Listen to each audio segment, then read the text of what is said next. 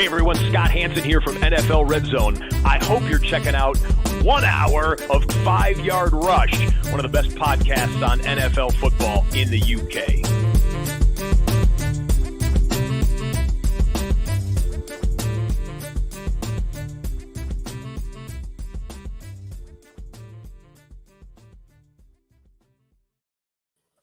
Hello, Rush Nation, and welcome along here to the 5 Yard Dynasty Show.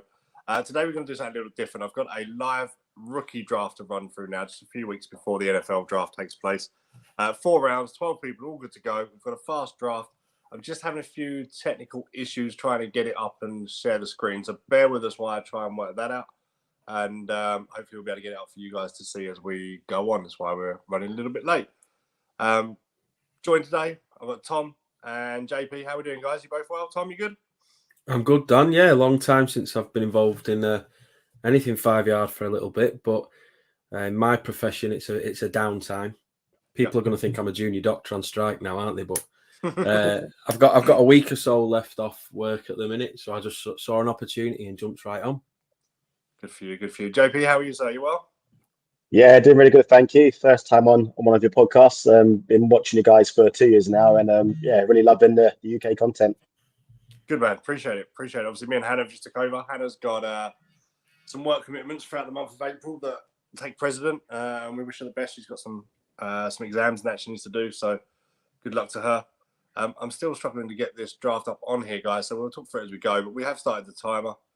The godfather of 5 Yard stocks is first up at 101 and not picking in time, typical, as he is.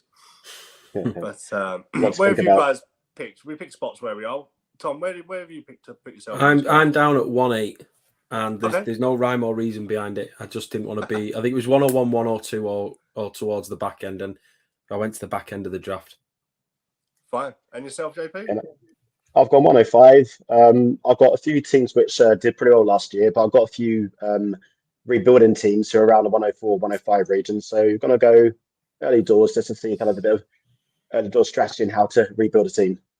105 I like this year. I think 105 is a real sweet spot. I mean, we're doing this draft as super flex PPR with a little 0.5 time premium just to try and level it out, which I think is kind of the standard for most dynasty leagues across the board at the minute.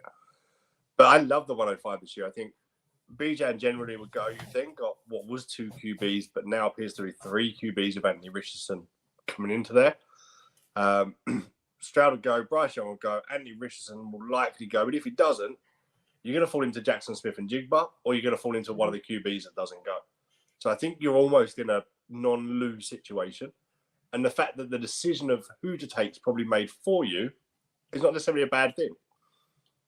Not at all. I mean, the way listening to you guys again, the way I've built my rebuilding teams is, I've got my QBs and my tight ends pretty set, and it's the skill positions I'm looking to get. So like you say, I'm going to get, my pick of, JSN or Gibbs to fall at me, which works well because I've got my QBs pretty set in most of my rebuilding teams.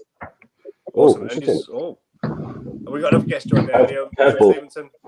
How you doing, fellas? How are you, Liam? You good? Oh, good, thank you, lads. Very good, thank you. Thanks for having me on.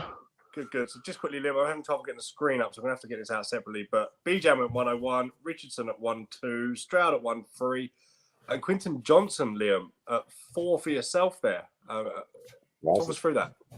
Well, to be fair, I've got a couple of players as receivers as well. We're next in line, really.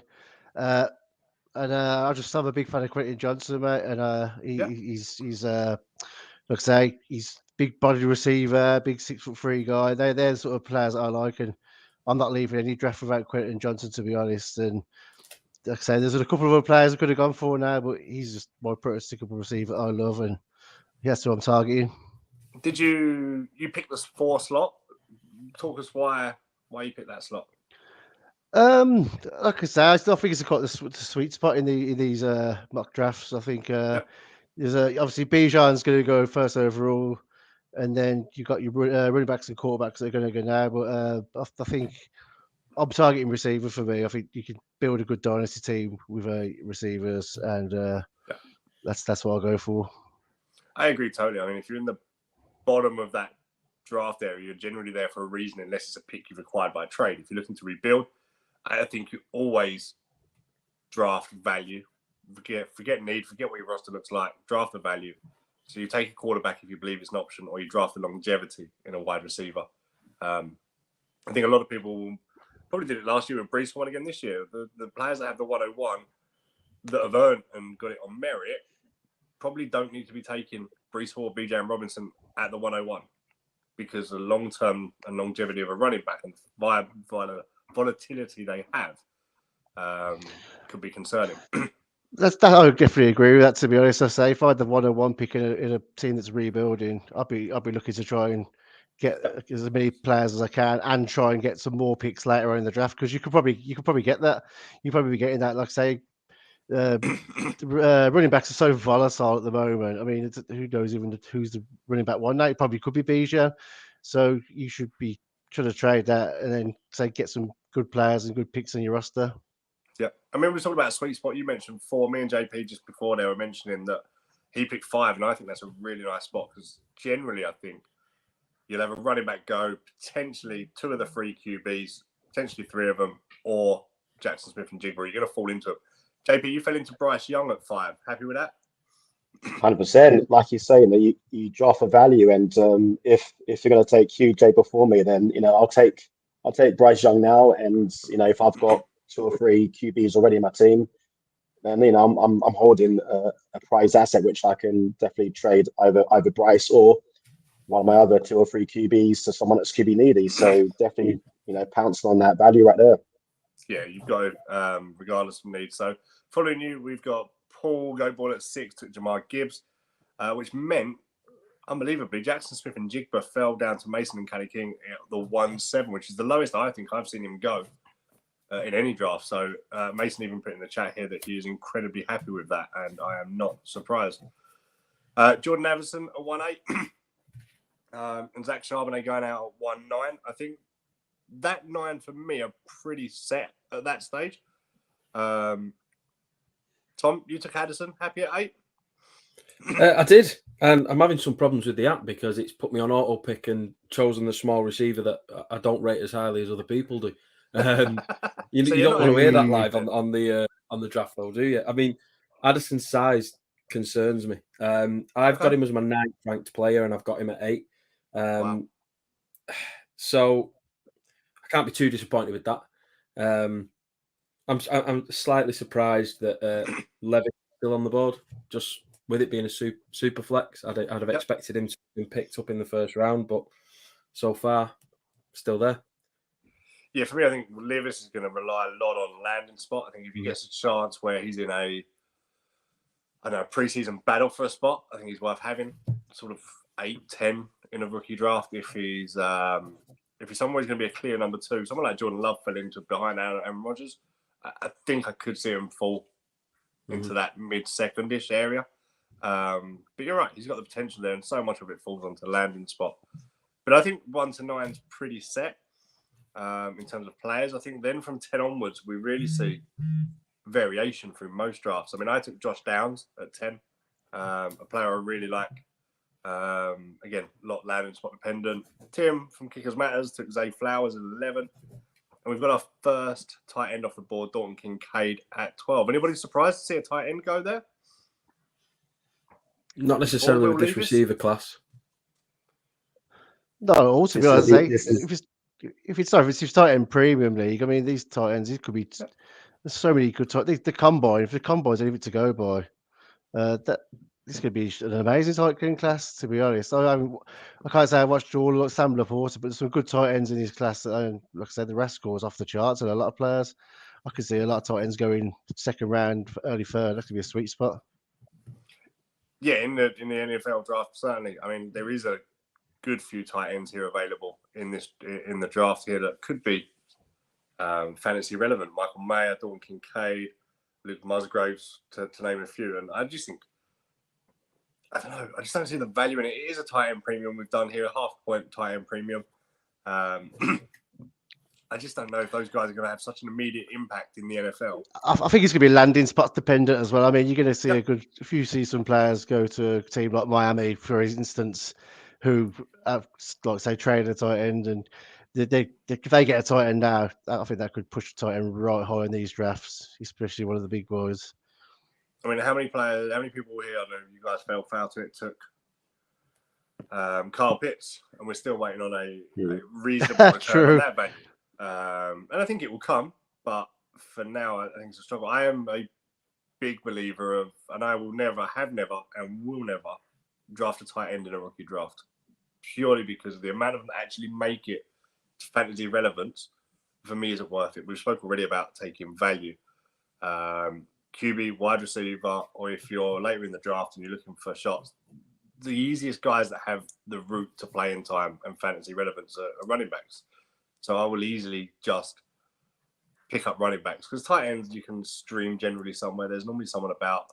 And if one of these guys look like making it, they're probably still available on a waiver wire somewhere. Or you can trade from relatively cheaply compared to trying to acquire a end of first year running back that suddenly found game time. Is going to be a lot more valuable than a tight end that's maybe had 2 or 3 touchdowns at the back end of the season. So for me, Definitely.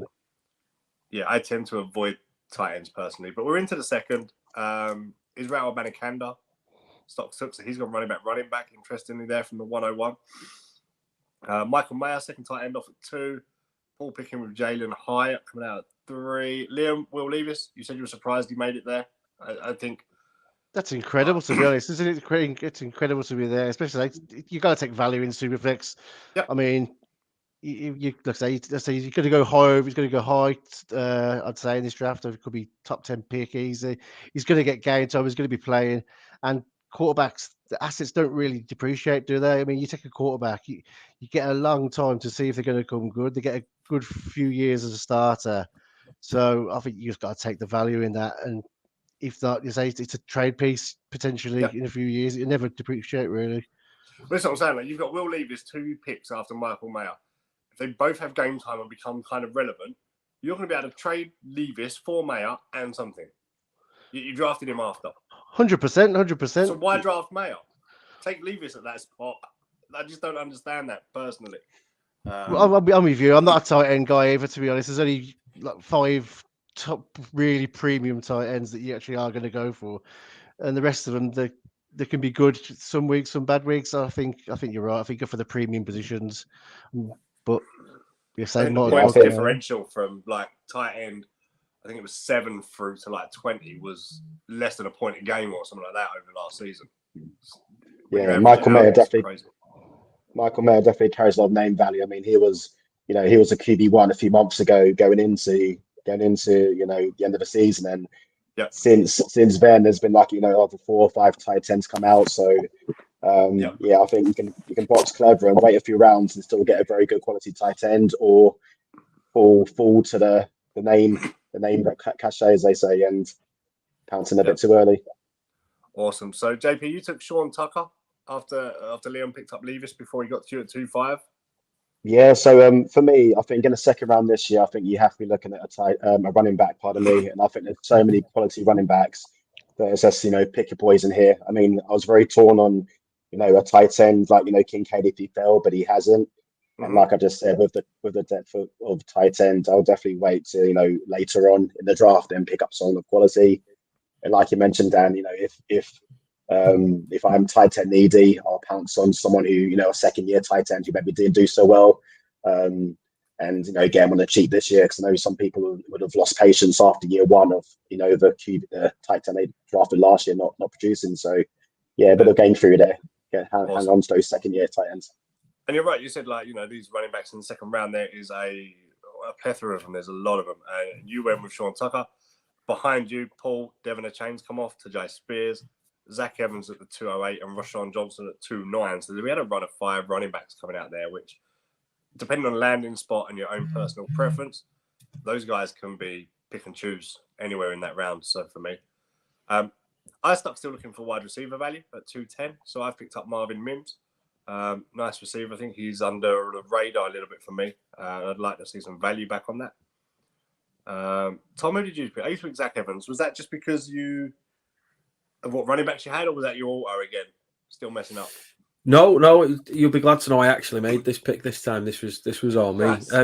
I quite like Zach Evans. I mean, in terms of his sort of his size, his measurables. He's sort of looking well, produced at Ole Miss, and as you were just alluding to before, with that run of running backs in the second round, it's all going to come down to landing spot. And is this, going to be a primary backup? Is there going to be a situation where you're going to be sharing carries?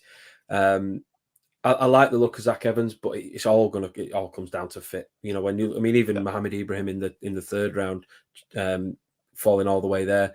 You, in the right situation, he can be a producer. But I think in terms of value at this stage, there's this big middle class of running backs that you can take a risk on, stash them, and see if they turn into a Tyler Algier.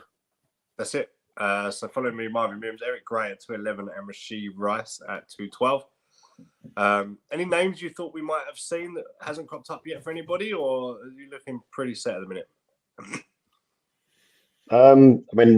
There's some I've taken in the third who I'm surprised has lasted this long, but I might wait and mention that later on. Interesting. Fair. So we're waiting back to stocks. Keyshawn Butte, taken with the 3-1. He started out kind of 12 months ago as a very hot prospect, Liam. And he's one that's just fading away. Any idea as to why? I think it was the injuries, really, was it? And he had such a bad combine as well. I mean, his RAS score was low 5, wasn't it? I mean, that's off-putting. That's so bad. I mean, if you're going for a receiver, you want a bit of athleticism, and if the teams aren't seeing it in the testing, then that's going to drop him right down. Plus, it really was a down year. He had the injury. Malik Neighbours outplayed him for LSU. To be honest, he's the new dude in town, and I just think you can't blame quarterback play for that. I think he needs to take a look at himself, and he didn't produce, and they needed him to. And I think third round is very good value for him, to be honest. I'd be taking him third round. I think I'd be looking for second round if I was going to take him, to be honest. I've got to go for that freshman year. He just looked incredible. So I'm still a believer in that way. But because if he's going to drop in the draft, we know he's going to drop. So that's what happens with draft boards. He's going to drop as well in the fantasy drafts. He's one of these, I think, that will drop, and he'll get to where he is now, kind of the 3-1, 3-3 type area. And guys will start to think it's value. So the guys sitting up at 2.8, 2.10, 2.12 might suddenly just start reaching a little bit for that value. And I think you might just, the further we get into the rookie drafts, I think his ADP might just start to creep a little bit back into there. But Dan, how much recency bias do you think plays now? Because only a year ago, Keyshawn Butte and JSN, they were like 1 and 2 about a year ago, and a year goes by, a lot has changed. I mean, have people forgotten how he did, a year ago? Or? And fundamentals are fundamentals, right? The ability is still there. He'd done it, so the injury didn't help. And he just, as Liam said, his RAS score was, I'm going to say poor, but poor might be underselling it slightly. It's terrible. He really, really was bad. We could be in. But then, how many guys come out of the draft into the NFL, and you just step up as a character and a person and a player, and it is who delivers. And he obviously has something about him. There isn't many people that get to play wide receiver in the NFL, full stop. So he will go. He will have a chance. It's whether or not he takes it from there. So following the Butte then at the 3-1, Tank Bigsby went 3-2. And that's another guy I think 6 months ago we might have seen up a little bit in that mid-second round type pile of running backs that's gradually starting to fall. Tom, do you know much about Tank Bigsby there and why that might happen? Tank Bigsby for the last 2 years was somebody that I was certainly in campus to Canton I was trading for and stashing away because his early college career, it looked great. I think what we've seen as his time at Auburn's gone on is you're going to get that 3rd and 2 outcomes Tank. I don't see him leading a backfield, but he'll certainly contribute to it. I don't know. I mean, there's a certain amount could be said for a running back like a Jamal Williams, where you've got him on your team because he's getting those goal line touches, and that could be something that Tank develops into. But I think, in similarity to Keyshawn Butte, is when you see sort of a really strong start peter off, I think people start to get a little bit of name fatigue, and they start to not necessarily disrespect, but devalue those players. And then all of a sudden you're picking up for value in the 3rd round of the rookie draft. And I think Tank's got a chance of making it as a solid backup running back. Yeah, he's one of those guys. He just needs an injury or two. He needs a chance. He can get on the field and show what he can do. He has the fundamental ability to see it through. Paul picking then at the 3-3 took the one tight end. If I was going to pick a tight end, I would draft, but never that early. Is Luke Musgrave. Someone I think I was growing up boards, and I think he could end up being a tight end 2 potentially by the time our drafts come around. Liam, Cedric Tillman. Oh yeah, man, this is another one of my guys. I mean, Tennessee had a great year this year, and to the start of the season, he was the number one receiver. I don't care what anyone says. I mean, Jalen Hyatt's getting all the plaudits now, but Tillman was the guy that Hooker was targeting. He was, and he had a great year last year as well. I just think he's just another guy that I'm really targeting. To be honest, I'll be taking him in the second round. I think he's going to be a star player. I think he's another player that he's actually rising up boards. I mean, he had a 9.7 RAS score as well. For the size of him, he's got a 40-yard dash time of 4.5. That's great for me. I'm really happy with that. 6'3" guy, 213 pounds, running that fast. Tillman's always struck me a bit like a Mike Evans. He's a big outside receiver, but actually he's faster than you think looking at him. That's a great comparison, to be honest. And I just think if obviously draft capital is, I think he could be a third round pick. I think I'd be targeting Tillman then, and I just think he's going to be really good in the next level. I'm a big fan. Cool. Yeah, I can't wait to see him play. Jay, you stuck on Tennessee, so we're back-to-back Tennessee players come off here, and you took the granddad of QBs, Hendon Hooker. Yeah, well, like I said, alluding to earlier, he's going to retire soon, so you're going to get the points early. Get a good 5 years out of him. I'm good. I mean, I will talk back to a story. About 2-3 years ago, drafting, Jalen Hurts, mid-second, end of third, thinking, he might be nothing, he might be something, and he didn't play for a couple of years, but you look at him now, he's going, top 3 in dynasty startups, and the value for a mid to late round starting QB is just phenomenal. Now, Hendon Hooker isn't as sexy, but he sounds like he's efficient. He's got low turnover. If he can game manage a team like Tampa, then he could be a mid to late QB2 for me on my team. And if he can turn into anything in the mid thirds, that's a small gamble for a huge potential price rise. Liam, you said about Tillman and how you saw it. You're right. Hooker was very heavy on Tillman's start, and I think Jalen Hyatt took a lot of the plaudits. He had a few deep, long touchdowns and a few really big games at the back end of the season that has launched him up. Hooker, a good pick at 3-5 for you there? Oh, definitely a Superflex league, yeah. I mean, the age is concerning for me. He's 25. He's going to be age 26 going into the season, and coming off an injury like that, I think, will he get a start straight away? So he could be age 27 when he starts with the NFL field, but I'd be taking that risk all day in a fantasy draft, Superflex. Definitely, I think. It's going to be 30 when his 5th-year option ends. As I say, he's super senior, wasn't he? I think he was a bit of a sort of a product of that Vols offense. I think it was very, very easy offense. He didn't have to do a lot really to read the defense. That could be a worry, but I mean, in the Superflex, I'd say anyone who's doing a Superflex draft, you've got to take the quarterbacks. And if a top quarterback prospect like Hooker is there on the board at this stage, you got to take him. It was a great pick. I was tempted to take him as well, but I'm just going to forget my guys, to be honest. Yep. So I like Hooker there. I think Hooker could do a job. If he goes into a camp battle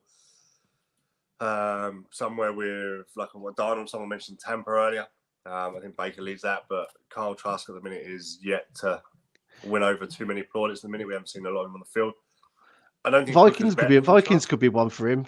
Sit behind Kirk Cousins for not in the first though. Definitely not in the first round. He can't afford to sit behind anybody. He will be retiring by the Yeah, time but he might not be able to play the first year, so you have to sit anyway, won't he? Yeah, he will. So if he can sit behind a good quarterback, I think that's the best chance for him to have a good NFL career. To be honest, that's what I think anyway. And I think we'll see someone like the Jets take a quarterback, although they're potentially still bringing in Rodgers. I think Tom's looking, you're a Jets fan, aren't you, Tom? Yeah. I think they'll be looking at a mid-round in the draft QB, someone that will sit behind Rodgers for a year or 2 years potentially, that can pick it up. And I think someone like Hendon Hooker maybe doesn't give you the longevity, but he might be a better stopgap than a younger thing. I think coming in with a bit of age and a bit of experience to sit there for 2 years probably wouldn't be the end of the world for him. No, we've probably talked a lot about his age, haven't we? I mean, and think the Vols offense isn't one that easily translates to an NFL offense, but I think he's played in 2 college setups. He's shown his sort of versatility that way. And again, I know we keep saying this, it all comes down to landing spot. You stick him sort of Tampa. I think the Minnesota shout was a great shout because Kirk Cousins isn't going to be there forever. And you find him in the right spot at the right time. And again, is Gardner Minshew an inappropriate comparison? But, someone who you never dreamed of producing, all of a sudden he's producing quite healthy numbers at quarterback. Just last year, Geno Smith, Jacoby Brissett, Brock Purdy were all putting out starter numbers, and Hooker's certainly capable, I think, of competing with those guys, if not from day one, certainly in time in a Superflex league as a QB3. So, moving on, 3-6, Kendra Miller, 3-7, Mason there took A.T. Perry, and Tom, you came in with another running back, Chase Brown, at 3-8. Mm-hmm. Yeah, Bad I mean, Chase? He was another guy that sort of we're getting into the back end of the third round. He's someone that in college fantasy football he's produced. I think that Illinois offense was running a lot through him. And again, in the third round, I'm happy to take a gamble on a running back and see, if you can unearth an Isaiah Pacheco and Tyler Algier, those guys that were just names that people didn't really have a lot to go off when they were picking them in rookie drafts. And then they find themselves in the right setup. But he's got the production numbers from his college game that is enough to warrant a risk in the third round. Awesome. Rob then, 3-9, took Darnell Washington. And I'm a bit like you then. I've gone 3-10. I've gone running back, and I've gone Keaton Mitchell. Liam, you mentioned about getting your guys. Tom, you mentioned taking late round running back third rounds. This is exactly what I've done. Keaton Mitchell was an ECU Pirate. I'm an ECU Pirate fan. And I spoke to Murph about it before, and I spoke on this show last week. And I think I am driving Keaton Mitchell's ADP up solely on myself. ECU Pirates don't have many NFL players that are fantasy relevant. Zay Jones is one. He's my most owned player in Dynasty football. As a result, I like to cheer on the guys that I've seen them follow. I'm pretty sure Keaton Mitchell is going to soon be my second highest, if not the highest owned. Guy had the third best 40 time of running backs at the combine. I'm concerned about his size. I think he came in at about 186, which is small for a running back, but he's incredibly quick. He'll come into the league, I think, as a returner initially. If he can sort out his hands, they're not wonderful. But as we said, at this stage of a draft, you only want a guy who can get on the field. He's fantastic at bouncing runs to the outside and using his speed. He's not very good going through the tackles, unfortunately, I don't think. But yeah, he could be boom or bust. If you can get on the field and he can make 2 or 3 cuts to the outside and impact games with a big run, I think he might get a bit more of a playing time that way. So I've took a punt on him there. Tim, I think I sniped with Keaton Mitchell. He went with Mohamed Abraham, at 3-11. And Luke took Tyler Scott at 3-12. And we're heading to the last rounds now, guys. We're looking at your sleepers. I guess we're really picking whoever you kind of fancy now. You've probably saw some college football. I know a lot of you guys follow it. We've seen the combine and the pro days. We've all watched tape. We've seen RAS scores. Now it's about who do you like? Who's the one player I think you find that nobody else has quite picked up on yet? Because the odds of these guys becoming fantasy relevant and sitting on your roster long term now is incredibly remote. The hit rate of a 4th round rookie draft, having longevity on a fantasy roster, is slim. So get the guy you want, cheer him on, and if they make it, great. So stocks at 4-1, Tavion Thomas. A name I'm surprised to see fall to 4-2 to Nathan is Jonathan Mingo, wide receivers. There's a lot of hype kind of coming about Jonathan Mingo. JP, do you know much about him? I heard a lot about him on Twitter. Yeah, I've seen a lot of hype around him. Liam, yourself? What's that? Sorry. Jonathan Mingo. He's somebody who's... He's a bit of a buzz guy at the minute, isn't he? Really, Yeah. He's like I say, he's definitely going to be worth a late round flyer to be definitely. But like I say, I could see him sort of creeping up because in the Twitter world, like I say, I can't watch much tape on him, just to be totally honest. But he's sort of having a bit of a buzz, isn't he? Really, I think he could be one of these great lottery picks at the end of the draft. Liam, at his height and weight, he should be right up your street by the sounds of it. You should be, yeah. I've had too many of them, though. Now I'm already saying go Quentin Johnson and Cedric Tillman. I'll say Liam in real life is just building a roster where the wide receivers can fill in an offensive tackle if they need to, and injuries don't matter, mate. Everyone can play everywhere across that whole across the line of scrimmage. Don't matter. Yeah, X receivers all the way. Yeah, why not, right? yeah.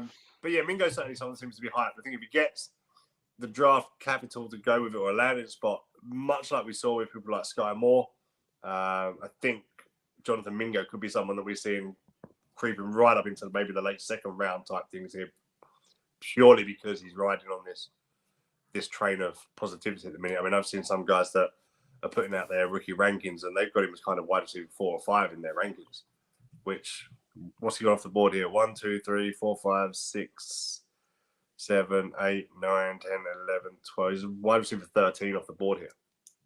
So if you've got him valued on your thing as wide receiver 5, what incredible value you've picked up there. It's fantastic. Yeah. So Paul Pickin took another receiver win, Nathaniel Dell. Another guy I quite like. Yeah. Oh, great senior. He had a great senior ball, didn't he, really? Just the size. Size is such a concern for him. Yeah. Don't you think? I mean, his release is unreal. His release looks absolutely brilliant. He is that good, but I just think his size would be really tough to translate in NFL. I think he's a bit too lightweight. I agree, but then that's something that a year down the line can be worked on, I guess, can bulk to a certain extent. He takes a hit well, to be fair, from what I've seen. So we have to plays big. Plays big. He does, yeah. Liam, you went Dwayne McBride at 4-4? Yeah, that's it. But I'll say there's so much depth in running back in this draft, and there's a few players I did want. Actually, I was tempted to take Parker Washington. I'm a big fan of him, but I've got to take Dwayne McBride. I think he could be getting a high draft capital. He could be nice fourth round player, good solid player, to be honest. And he's like one of the best running backs in his class, really. And okay, quite a particular here now. Fair. Jay, took your first tight end off, Tucker Kraft. Yeah, this is the class for tight ends, and similar to you, Dad, I'm not going to go early doors on drafting one. So getting, one of my top 5 tight ends in the 4th round.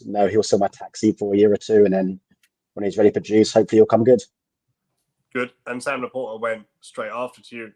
Coin toss between them. I think Sam Laporta might just creep it. I think we talked about the hype train going with Jonathan Mingo. I think Sam Laporta is another one that's gradually increasing.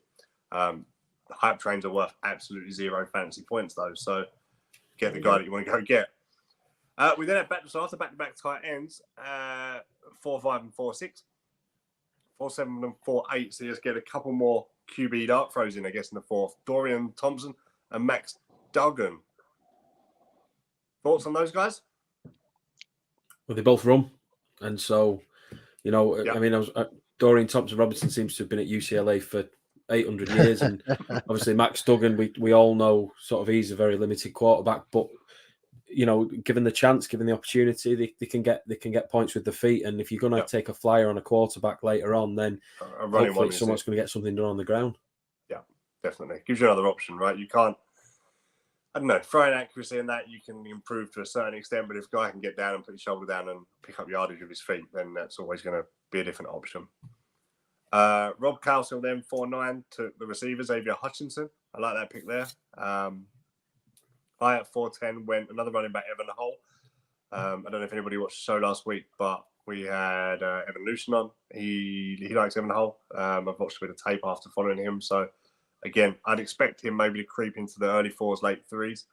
But Evan Hull at the 4-10, I'm really happy with that, to be honest with you, for chances. Tim took Zach Kuntz, probably just to hear me say it live whilst broadcasting. So thanks for that, Tim. Might be Kuntz, but yeah. And then, we're going to have to work on that one. Luke Woodruff ended us up with Stetson Bennett, another QB taken at 4-12. Huge upside for a QB at 4-12 in a rookie draft, right? In a Superflex league. It is Stetson Bennett. Yeah, and it is a Georgia quarterback as well, and we know what happens to Georgia quarterbacks in the NFL. It is, but then at this stage last year, Brock Purdy was going undrafted.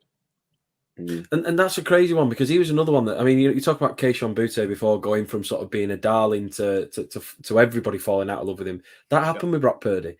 Coming out of his was it his junior year at Iowa State. People love Brock Purdy. They're talking about him as an early day 2 guy, and then all of a sudden, he has one bad year in the college game, and it seems that collectively everybody falls out of love with the prospects. But again, landing spot, San Francisco is the perfect spot because of injury, but also because of the coaching staff that they've got there. It's the perfect storm for Mr. Irrelevant becoming, someone that can take you into a playoff game. It really was. Yeah, he just needs to game manage and effectively and oversee that running game and just do enough to give him an option of throwing the ball, which he did fantastically. Trey Lance, I think, fully fit and healthy, would have changed the dynamic of that side a lot and offered them a lot more. It remains to be seen where they go. Brock Purdy's obviously not going to be fit for preseason. Lance potentially is. Sam Darnold potentially is, and they're going to enter a battle, and then Brock Purdy's going to have to come back and fight into that one. So the 49ers QB room, if Lance comes back fit, I think he starts. When Purdy's back, could be anybody's game, to be honest with you. There's a lot of pressure. Kittle's banging the drum for Purdy. I think the 49ers players are keen for Purdy to come back. Yeah, I get it. And Jason Light himself came out and said Purdy's got the job till something changes. So I do understand that. But I don't know, just if Trey Lance can get in there and Trey Lance can deliver what they knew he delivered, what they traded up for to get on that day, I don't see how you can drop him then to put in Brock Purdy again. That's what I was going to say. It's the sunk cost fallacy, isn't it? You spent 3 first rounds on Trey Lance. I mean, the fans are going to demand that you see what he's capable of. To be honest, he had one game, and then in the second, that was a rainy game as well, was it? The Chicago game. And yeah, it's absolutely. You couldn't even see what you couldn't even judge him on that, and then he got injured in the second game. So I don't know, but I think it could be Purdy's job to win if you find the quarterback, even if he was late round. If you find a quarterback that was winning your games and game managing a lot better, then I don't know. Do you go with him? Just got to see how the arm is when he comes back. Worked for Tom Brady for 20 odd years, right?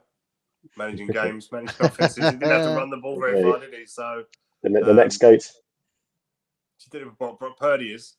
Yeah, watch out. Man, imagine that, right? He has the career that Tom Brady had, and everyone picks him up undrafted off their waiver wire in a Superflex league. Thank you very much. I can't. I've worn my Trey Lance jersey especially, and I'm hearing all this Brock Purdy love. Is this like deliberate? He'll get a job somewhere. That's it. He will. Ravens. Honestly, I'm a big fan of Zach Kuntz as well. To be fair, I did watch mid-season when I had a chance. I did get to watch a couple of Old Dominion plays, and that RAS score as well. He got that perfect 10 RAS score. I mean, he was all I had an eye on anyway, and then to get that in the combo, and that's his eye opening. I think a team's going to love that, and he could in a few years' time get a lead role as a tight end, just depending where he lands. He's an Adonis, isn't he? Like he's the man that you go to sleep dreaming of looking like. He's got like the Greek god hair, 6'7", the frame. I mean, his hands are terrible, but never mind that. Well, I'm not Alex. Yeah, sorry, mate. Got jumped in there. Carry on. Sorry. It's just I don't think his hands are great. And again, how much of his job is going to be in a traditional tight end role or not? But when you sort of when you the finish first in the bench press and in the 40, you're sort of showing everybody who's watching at the combine a little bit of everything. That's fantastic until you can't catch the ball. And it's a very short career path in the NFL if you can't catch a football. Yeah, his hands aren't great. But yeah, I don't know. But he'll look good dropping the ball though. That's what's important. He's going to be a fantastic run blocking tight end. Definitely. He's definitely got a career in the NFL that way. Whether or not it makes fantasy relevance, I don't know. But in our draft here, 1, 2, 3, 4, 5, he's tight end 7 in this draft alone, which there's definite upside there. Even in red zone targets alone, could see him survive as a kind of waiverable tight end in most leagues, to be honest with you, that you can stream on his touchdown dependency at that size. Anything 5 yards in, he's got to be a target in the red zone. Hunter Henry style. Yeah, look, basically. That athleticism can translate. I think a team could bring him in, mold him into something. And like I say, if he can block and catch the ball, I think it's worth the risk for me anyway. Right. Is there anybody there, guys, then that hasn't been taken that's now the next Brock Purdy, even if a different position, that sat there? We've done a 4-round draft. I think a lot of our league's rookie drafts will probably be 4 deep, generally speaking. Any names that still sat on that list of players undrafted that you might be keeping an eye on? I mean, Deuce Vaughan's probably the most polarizing, isn't he? I mean, the little pocket rocket. I mean, talk about small wide receivers. We've got a tiny running back here, but who's lightning fast. So, he could, pull off a 50, 60, 70 yarder and get maybe breaking double digits for one game. But similarly, he's not going to be a workhorse, is he? I say quarterbacks. I think Tyler McKee. I think he could definitely get drafted. Like I say, one of the late rounders. I think if you have a few more rounds, I think he'd be definitely someone to take a punt on. Tyler McKee. I think he'll be drafted. Like I say, 4th, 5th round. We'll see where he goes. If he gets to a good, I don't know. We'll see where he goes. I think someone good. Like I say, Stanford quarterbacks. You know what I mean? Davis Mills come good, and who's that? Andrew Luck. He's not a bad player either, was he? So I don't know. Could try and give that Davis Mills sort of player. Cool. Tom, anybody stand out there for you? Yeah, the highest ranked player I've got left is Deuce Vaughn, and I know Stocks will be listening. Stocks won a college football championship based on me dropping Deuce Vaughn and him picking him up, and so I was expecting. No, absolutely not. We're talking 2 years on as well, so I was expecting Stocks to pick him up in the 4th just so he could remind me of that time. And Stocks is going back to the flagship show just as Deuce Vaughn's entering the league. That is no coincidence either, Tom. And here's you lot thinking it was all coincidence. I mean, the size is a huge problem, but he's got the production. It's just I don't know how many NFL teams are going to be willing to pick him up. What's he officially coming at? Is it 5'6"? He's officially coming at 5'6" on here. Yeah, 5'6", 170 pounds. Yeah, I mean, it's a big 5'6". We'll give him some credit. 170 pounds on a 5'6" frame. He's done okay there, but I just don't know how many NFL teams are going to take a running back that's 5'6". Do you know what his 40 time was, Tom? Off the top of your head, I don't think he ran one, did he? At the combine? Did he not? I think he ran at the combine. So if you just give me a moment, we'll have a look. Yeah, go on. I'm just going to try and compare him with Keaton Mitchell, because Keaton Mitchell is another undersized back. He's 5'9", so he's a bit taller, but 184 pounds coming out. 4.4 I've got on here. Okay. I've got no data available. So did he go to the combine? Pro Football Network, I'm at 440s. Okay. Whatever that's worth. I mean, if we take that at face value, it's par for the course, isn't it? 4.4. Yeah. Again, it's just someone that needs a break. If his hands are good, and he gets that shot, then running backs are going down left, right, and centre most years. So the guy for me, I'm still looking at that's there, and if I've got a spot, I'll probably pick up his Parker Washington, another wide receiver, 5'10", 215, decent guy. I think probably not going to be relevant a year or two in, but if he can get a third receiver slot somewhere and get a few targets, I think he's got a chance to kind of do that inside role, take the pounding and work his way a career out of it. So Parker Washington would be someone I've maybe got an eye on there. So guys, people listening, we haven't got much longer. I need to wrap it up myself, but just quickly, we didn't do it at the start because we wanted to get the draft underway. But Tom, tell us who you are, where people can find you, what you do. Introduce yourself a little bit. Well, I'm formerly of this parish over at 5 Yard College, which I'm delighted Simo has taken the torch and then he's bringing that back. So please do give 5 Yard College a follow. They're doing some great work there. There's some old and new faces involved. Yeah. It's one of those I'm sort of watching from afar now, but I'm really glad Simo's going to resurrect it. He's been getting out college details and grades that he's got a format for grading colleges on that's been coming out. Started yesterday and today, I think. As I said, I'm an ECU Pirates fan. They have zero college relevance whatsoever, but he's made sure he's done it day 2 for me. So it's up there and out. So he's a good lad, Simo. He's putting a lot of effort as well, and I know 5 Yard College will thrive under him because he will not see it not work. He loves the project. Oh yes, he does. Yeah. JP, how about yourself? Talk us through what you do, where we can find you.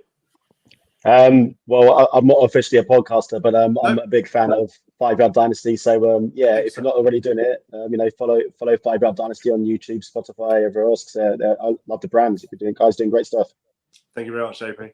And Liam, yourself, I know you've got your draft punch show. Yeah. What do you currently on a bit of a hiatus at the minute. A few of the lads, I've just had a first child, and a few of the lads have got things going on. So we've had to give it a pause for this draft season. But we're going to be back in August, and you can find us on NFL Draft Punk Pod on our Twitter handle and follow me at Liam Stevenson. But yeah, we usually do like a mega mock around now, like a live mock draft, the NFL. So we try to sort of we do follow the college football a lot more. So, but yeah, come and follow us, mate. In August we're going to be back, and we're going to have a really good season. Probably had one for 6-8 weeks now, maybe. Well, I had my child in November, and another lad had a child in November as well. So, because we were speaking earlier about coming on here, and I was like, "Yeah, it's a good show." I haven't listened to that. I haven't listened. It's sort of come out of my rotor of pods I'm listening to, and now obviously that explains. That's it, mate. Yeah, we just got a lot of things going on. Life gets a bit in the way, and we had to just make a decision. There's no point in putting out a bad quality show, is there? Really, you might as well, if you're going to do it properly and do your research, watch your tape, and unfortunately, just for this draft, we just couldn't commit to that time. Like I say, life got in the way, unfortunately. But we're going to be back. We definitely, we enjoy it so much, and as you do as well, it's fun to do. So yeah, we'll be back. Yeah, it sure is. I mean, I'm working 3 pods now. I think this is my 3rd. So obviously I've given up the flagship to come over here. So we're still at net 2, I guess. But guys, I'm just taking a minute to plug the UK FFC. I don't know if you guys are intending on going, got your tickets yet. Hopefully July the 8th in London, Belushi's London Bridge. We've got a day organised with lots of panels of speakers and events going on, and people are coming over from America and South Africa and Germany and that to be part of it. So if you're not, go to @_UKFFC on Twitter. Lots of announcements starting coming out now as to who the panelists are. We've got guests doing Q&As, and we've got a few more new things coming. Big sort of charity raffle. The whole event's for charity. Made over £2,000 at our inaugural event last year. So if anybody is into fantasy, wants to get into fantasy, doesn't know, please do come along. We've got stuff there for beginners, which we're yet to announce as well, which will be good. And just say hi to everyone. It's a great community day. So that's my little plug there. Anything else any of you wish to share before we wrap this one up, guys? Just thanks for having me on, Dan. Really enjoyed it. You're welcome. No, thank you guys for helping out. As I say, Hannah's off doing her work bits for the month, and it's draft time, and I only took over 5 Yard Dynasty last week, and I wanted to get a draft out and a rookie mock draft out. It's just finding enough people to come and help and do it, and I think actually having a load of us on and talking through it the way we do works a bit better and get different insights. And you guys have mentioned some players that maybe I need to go away, like Evan did last week with Evan Holt, that we need to go away and have a little look at and just see. So thank you very much for coming on. I really do appreciate it. I'm going to call that a day, guys. Don't forget to tune in next week. For now, keep